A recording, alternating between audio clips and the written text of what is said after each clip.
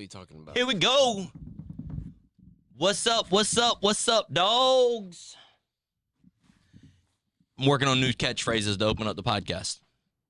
Yo, dog. That's Randy Jackson. Mm-hmm.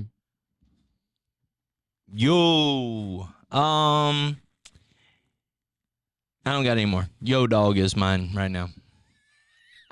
What do you think? Yo, dogs. It's interesting. It's kind of like early 2000s, late 90s, like throwback. That's my prime right there, dog. Yeah. Yo, dog, that's my prime. I was 7 to 10 years old. Shut up.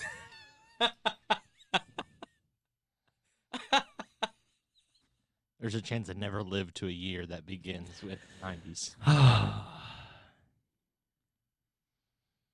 Yo, dog. Podcast time. Podcast time? Yo, dog. Podcast time. Have you been up here since the new elegant succulents and No, I haven't. light being lit? This is smoke and vanilla. It smells like Like cigarette firewood. smoke and vanilla. I hope not. That ain't good. Nah, it definitely smell like firewood. Yeah, it smells like firewood. Might have been the match that caught on fire as I was trying to light it right before we started.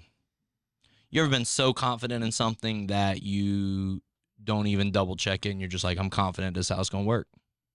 Yeah. Yeah. I get Just that. called being an idiot. Yeah, I feel that. I feel that. I feel that. Part of my problem. I use the word arrogance a lot with you, Caleb. There's a few around here that y'all just happen to be in the room. I use the word arrogance a lot, and I always say I don't mean arrogance like it's coming out, but there's so much. It's not like a lack of humility and arrogance. Right. It's just I'm so confident that I can do this that there's no reason to. Like Caleb has no headphones on right now, and he doesn't have a clue if we are vocally in a good place or not, and yet, you know, multiple times we are having audio issues. Just so confident that he's got it good. Yeah. Let's hope he's right. Let's hope he's right. You do that sometimes in music, Yeah. For sure. but you can't sing and play without like you either can play or you can sing, but doing them both is a struggle. Like without the Security bump. security of the notes in front of you or the music in front of you. Yeah, most of the time I can play. If I played a song once or twice, I can play it again. Yeah. But remembering lyrics, no chance. Like it just doesn't happen. Like I never have been able to remember lyrics though. And my dad's the opposite. Like my Caleb's dad. the opposite. Caleb Yeah. can't sing a lick, but he can remember lyrics like crazy. Yeah. It's not there for me. I don't know why. Very interesting. Not there for me either. Yeah. I'd be like, this one. Like I used to try. Like, I used to actually try to remember lyrics. And you just gave up on it. Yeah, it's just pointless. Do you feel like when you're reading them for the first time, like every time you read it for the first time, you're like, oh man, that's so good. Like you're like, I ain't know that's what that song said. Nah, I'll read it and I was like, oh yeah, that's fine. Oh like yeah, that that's song. right. Yeah. I remember. Wow, that's a cool song right there. All my words fall. They fall short. Hey. Yeah. Oh man, I ain't know that's what I said. That's awesome, man. That's cool. Did you get a lot of good stuff for Christmas? No. No. The joys of growing up, man. It's having to be a man now. Yeah. Hopefully you treated Olivia well though. That's the important thing. Yeah. Caleb, you get everything you wanted? Did you get everything you wanted for Christmas? When? Did you get everything you wanted for Christmas Growing up? this year? Brother, you got your podcast timeline messed up. This one ain't getting posted until... But this one getting Oh, my posted bad. before Christmas. We ain't had Christmas yet. That made me feel uncomfortable because I was like, wait, I thought this was going to be before Christmas. My bad. Because I was trying to throw you off. Be like, did you get everything you wanted for Christmas? And you're like, no. Yeah. Because like, I don't know. I ain't had Christmas yet. I was like, I'm pretty sure this is scheduled to post a date that's before Christmas, and then I started going. I don't through think it. so. Yes, I don't think so. I'm certain actually. Why you spell point wrong on here? Where? I'm just kidding. You ain't. It's hot in here, ain't it? It's so hot. And I just chugged an energy drink, so Makes you hotter? yeah. It's one of them energy drinks that has that weird stuff in it, like that C4 Caffeine? has. Well, caffeine plus, like, it's like a pre-workout. Ooh. Yeah, like my skin is kind of itchy right now. Ooh. It may be the shirt, but I'm sweating. Yeah, all of the above. Ooh. I just changed the air to 67. Appreciate that. Thank you. Appreciate you. Don't tell Mom. Because she don't watch this anyway. So Sacred Season's coming up. So we love Sacred Season. It's amazing and incredible. And a lot of our people, it is a cultural thing. Mm. So Sacred Season year 1. Were you here year 1 of Sacred Season? So year 1. So we've been doing it 8 or 9 years now. Yeah, I think 9 years. 9 years now. Yeah. Because it was very, very close to that time frame when we started. Certain we started in 16. Yeah. 2016. So that year we pushed to purchase an enclosed trailer, and we were going to use it to, and it's cool. It's funny, you know, whenever everything happened with the hurricane, we filled up that enclosed trailer and used it to provide, which is exactly what we said we were trying to purchase it for, that reason, to be able to use it for community things like that. Mr. Arlene, she passed away this year, but she was a huge believer in vision, and it's just amazing how God does things, and amazing, you know, he's just unbelievable. Just his timing is so beautiful and so perfect. And I think we were trying to buy enclosed trailer for like, I don't know, $1,800, and the whole church gave, I don't know, 800, and she gave 1,000 of it. And she's like, I just believe in the vision here. And so super cool how the Lord takes that, and then now some 9 years later, 10 years later, we're walking into a season where God has just blown us away year after year after year after year in Sacred Season. Yep. Your wife is like right at a year that she's been working here, right? Yeah. Which is, again, just God's done some amazing things inside of her during Sacred Season. For you, obviously, and for me, for Caleb, God has just been just so absolutely amazing. Absolutely. A lot of things we love about Sacred Season. Let's talk about, let's focus on Wednesday nights during Sacred Season. Yeah. We call them unity services. All of our campuses are going to be hearing from a guest speaker, somebody that's going to be talking about the kingdom of God, and that's kind of their assignment. Hey, we're all going to be preaching on the kingdom of God, and so you know, they're going to hear different voices. It's something that's always been important to me, is to bring in different voices in moments like this, to where it's not always just me, or always just Tony, or always just, you know, fill in the blank person, but people can hear what's happening outside of our local body and what God is doing in the kingdom of God. And so all of our campuses will have a guest speaker on Wednesday nights, and it is, to me, one of probably my favorite night of the week during Sacred Season. Yeah. Sacred Sunday is my favorite moment, but Wednesday nights is my favorite night of the week. Monday night prayer is amazing too, but let's talk about Wednesday night. Yeah. For me, Wednesdays are kind of like it just stokes the fire, you know, of what's already happening. Like, we've got Sunday morning, and it's incredible weekly, and during Sacred Season, it's special and it's unique. And Monday night prayer is special and unique. But Wednesday, like you said, it's that different, you know, it feels different. Mm-hmm. Like, Sunday morning, it sometimes you have a lot of people that just come to get that check mark. If you're coming to church on Wednesday night, you want to be there. You're expecting something. Yeah, for sure. And so it's a different atmosphere. It feels different in the room. Like, it's an immediate, like, you come in and it just automatically, you can tell. Like, the first song, the first, you know, person that comes up, it's tangible. And so and then it just allows that speaker, it's you know, I almost wish you could preach on those Wednesday nights, because it sets the stage differently, even, you know. And they come in and are able to bring something that's unique and a different perspective, and it's always really cool. I mean, we've had a plethora of speakers over the last 9 years to come in, and you know, some really cool speakers that, you know, at one point we never thought we would be able to get them to come in, and then other people that are close friends that have been a lot that during Sacred Season have brought such value, and it's been really cool over the years. I'm excited about this year. It's going to be this year's going to be cool. Yeah. This is our first year doing it the way we're doing it on campuses, where we're kind of joining together for the last song, and then I'm going to come up and kind of exhort into the sermon, and every campus, whoever's on that campus will be, coming and preaching in that moment. This year is going to be a little different, but historically, last year specifically for me and my family was a very powerful time for me and my family.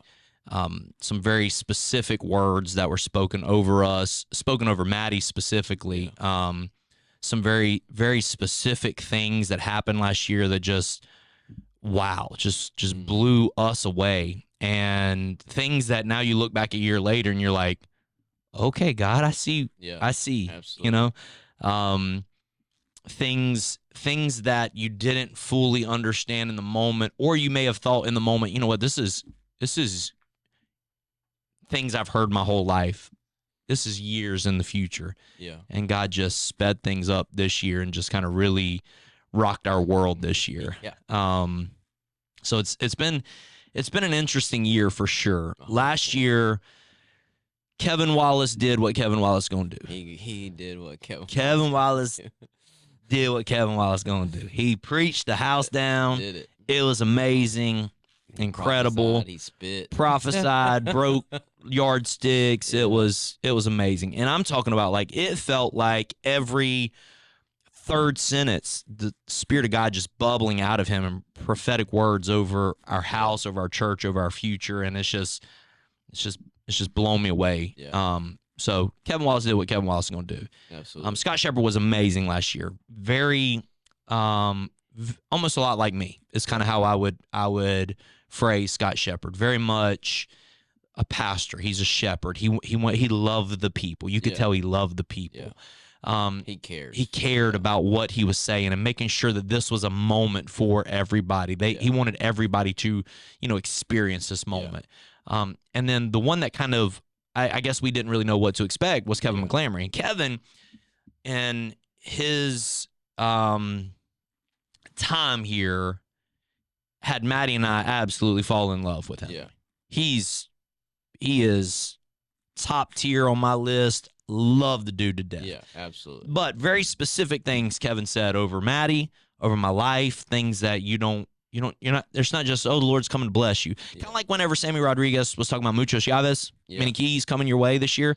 And he had no idea. You had no idea. Yeah. And then you see what God is doing and you're like, wow, Lord, like and how that tied into literally the vision of our house. Literally.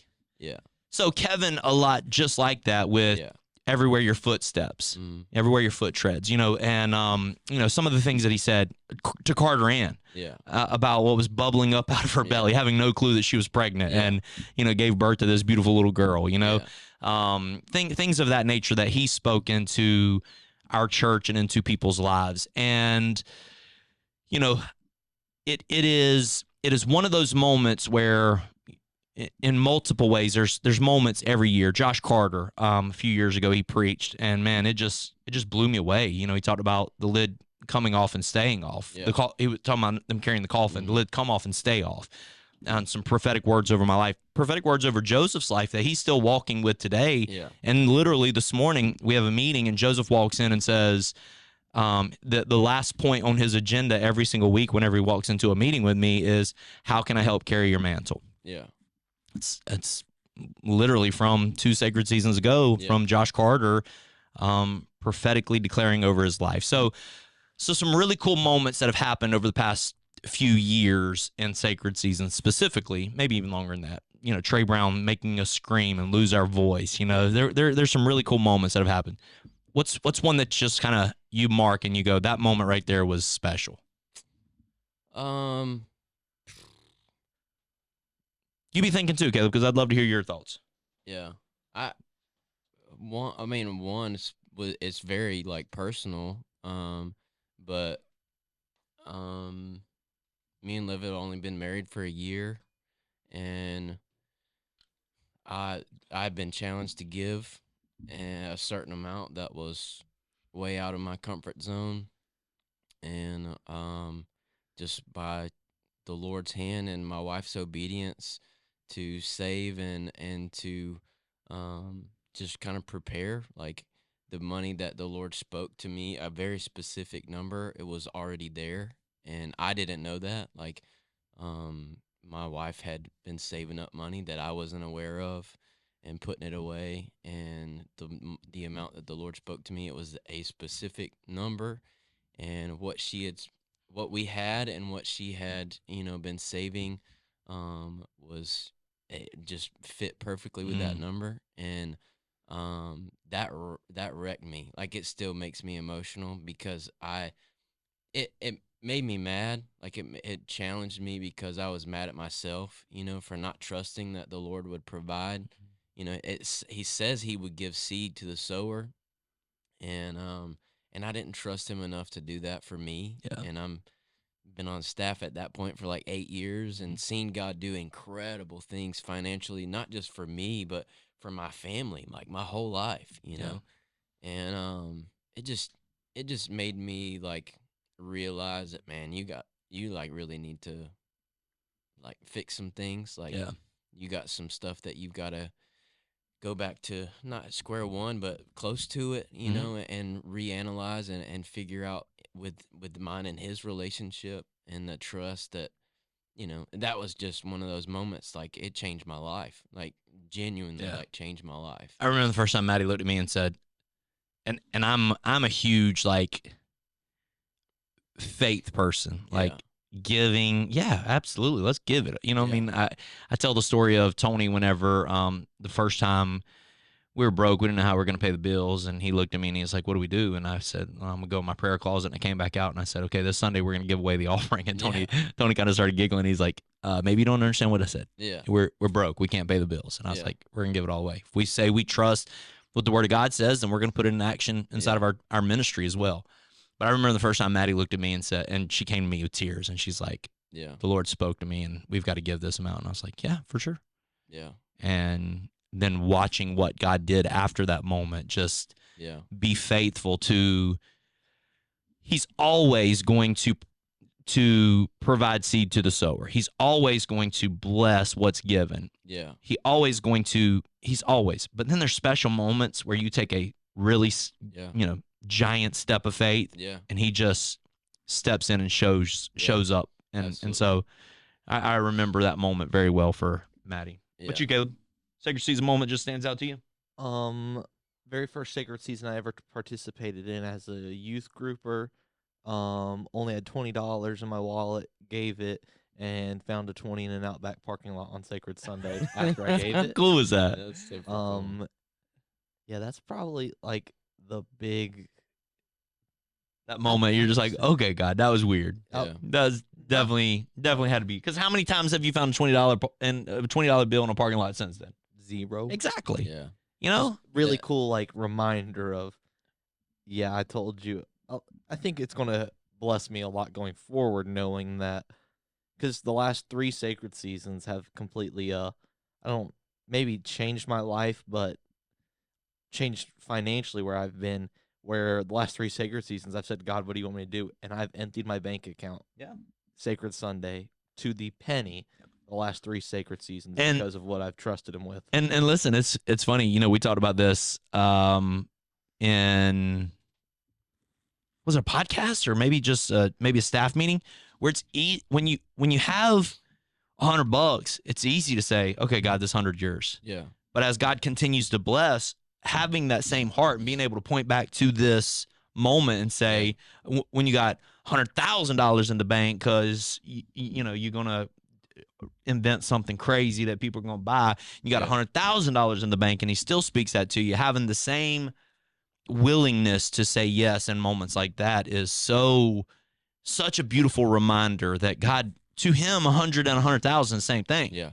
It don't bother him a bit. Yeah. When God speaks, you do it, and it's his. It's his. Yeah. And the same way he's able to send a $20 bill back to you and change your life with $100 or $200 or $300 or whatever it was, 500, 5,000, doesn't matter. He's able to do it no matter how great the number is. Yeah. And so, as people prepare themselves in this season, you think about opportunities to,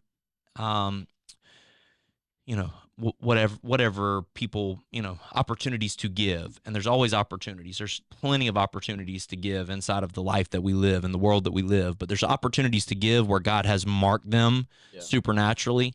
100%. And this is one of those moments. Yeah. It's hard to explain, but this is definitely one of those moments. That same year, literally, we always write the things down that we're praying for. And within 4 months, every single one of those things that we had been praying for were all answered, and they weren't small either. Yep. Like, they were big.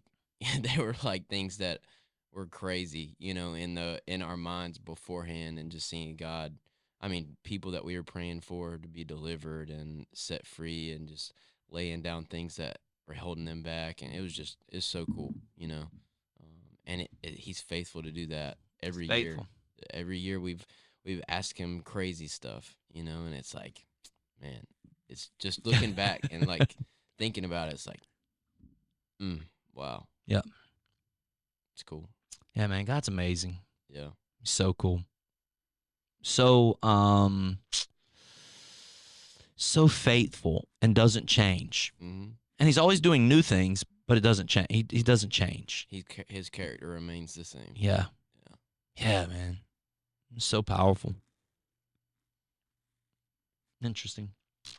Yeah, so Sacred Season is amazing. And for people who are watching this that have no clue what that means, Sacred Season is what? It's a 21-day fast that we do as a church. We fast our favorite meal every day for 21 days. We do devotionals. We come together on Sundays, Sunday morning, Monday nights for prayer. We have daily prayer opportunities as well. We do 21 days devotional, and then we come together every Wednesday night for a unity service across all campuses with special guest speakers and powerful worship. And then at the end of 21 days, we come together and we sow a first fruits offering, and it's just incredible what we've seen God do. Yeah. It's bonkers. Really is. Really absolutely bonkers. It's just a season to consecrate ourselves to the Lord, just carving out the first part of our year to Him. And so hopefully people will be involved with it. Year after year after year, there's challenges with Sacred Season. Yeah. What's a challenge that you know is going to come up for people? This isn't a diet. It's not a diet. This is a spirit. You gonna lose some weight? Yeah, you might. Yeah, you might. If you do it right, you probably will. Yeah. But this is a spiritual. This is spiritual. Yeah. This is has to be. Has to be. Yeah. It's unhealthy if it's not. Yeah. And so, like, we talk about it all the time. We used to go way too far on the fast side and take it to a place that was just, it became about the food, and that's not what it's about. Yeah. And if you need to give up food like that, that's fine. Like, I totally understand. Food can be, a holdback for a lot of people. For sure. And sometimes that's something that we do need to lay down, but this is spiritual. And it's got to be spiritual, and it's got to be about your spirit, man. Yeah. You don't just give up food to not eat and to not take up something spiritual, Yeah, for sure. So for me, like, I try to focus on spiritual things. So I cast away that meal and pick up my Bible or pick up moments of prayer. I think we used to, as a staff, we pray every day. Pray every day, and then we read some sort of book together that we talk about during that lunchtime period. Super beneficial. But for somebody who's not on staff, just making sure that you don't make it about what it's not about. Like, it's not about the food. The food's important, and you need to fast, but it's about replacing what you're losing with something spiritual and gaining. Your spirit man needs to gain. Yeah, and people start off with a bang. My advice I always give is starting off with a bang is great, but if a bang isn't sustainable, then I'd rather you start off at a sustainable pace and then find that you can do that and then increase as you go. Absolutely. Because typically what I do is start off here and then increase, and then the last, here, the home stretch, so. Absolutely. It's the biggest thing for me. And don't, I always am a big proponent of, if you've never fasted before, like, definitely don't go all out. Like, that is a terrible idea. I'm only good. Like Samantha last year. That's literally one of the people I was thinking. Yeah. She decided she was gonna do. She was fasting her meal, but also doing only juice for 21 days, and it was a bad decision. Bad decision. Yeah. Some health issues, migraines, all of the things, sickness, and throwing if you've never up. done it, like you don't know how your body's gonna react Right. to it. But almost felt convicted because I told the Lord this is what I was going to do, and so I can't not do this because this is what I told the Lord. Yeah. And you're like, Absolutely. yikes. Yeah. And she'd throw up and then get out on stage and lead worship and come back and throw up. Multiple times. You're like, okay, this is not good. This is not what we're looking for from this season. But she has grown a ton since last year, and God did a lot in her life this year. Yeah. And he is a rewarder of those who diligently seek 100%. him. So God rewarded that, but don't kill yourself. Don't hurt yourself. Yeah, absolutely. But push yourself. Yeah. Don't not try. Yeah. Yeah, for sure. I was thinking a different word, but it didn't formulate. Yeah, don't not try. Yeah. That makes sense. Yeah, don't not try. Yeah. Yo, dog, don't not try. Yeah. You can go hard, but don't overdo it.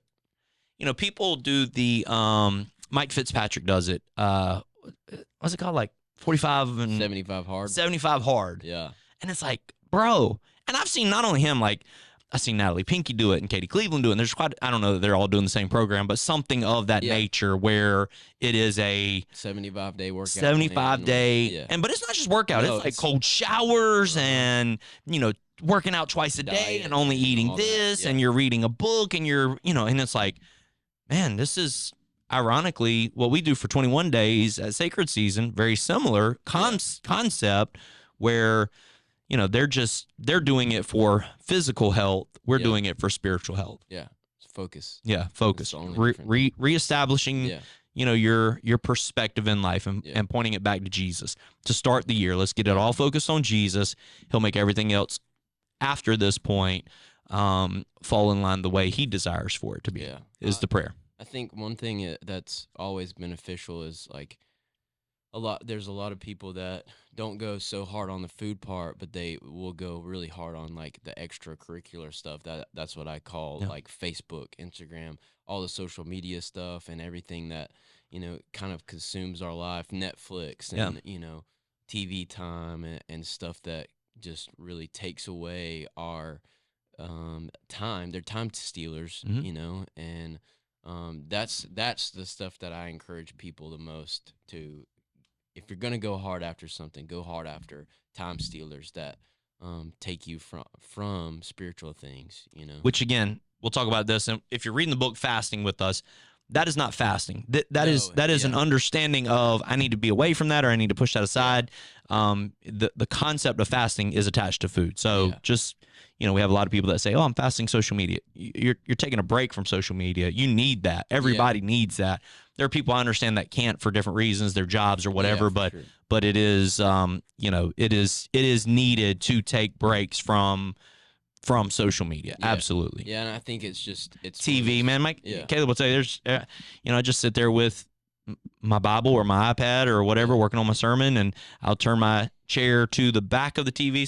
So I'm still hanging out with the family. They're watching TV, but I'm doing something completely different because I need that distraction going out of my life. I don't watch a lot of TV anyways, but definitely something that I attempt to find time in my life. Yeah, absolutely. So anyways, those of you who have never participated, jump in. It's going to be amazing.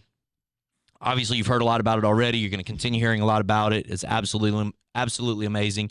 Plan all of your Sundays, all of your Mondays, and all of your Wednesdays in January to be a part of this because it's that good. You don't want to miss one. No doubt. You don't want to miss anything in this. Nope. Every one of them's unique. Every one of them's amazing. You don't want to miss it. And so go ahead and pull out your calendar right now. Go ahead and text the family and say, hey, every Monday, every Wednesday, every Sunday, we got plans. And it's going to be good. It's going to change your life, I promise you. So, absolutely. Anyway, love you guys. Thanks for hanging out with us. Appreciate you. Peace. Peace. Let's go.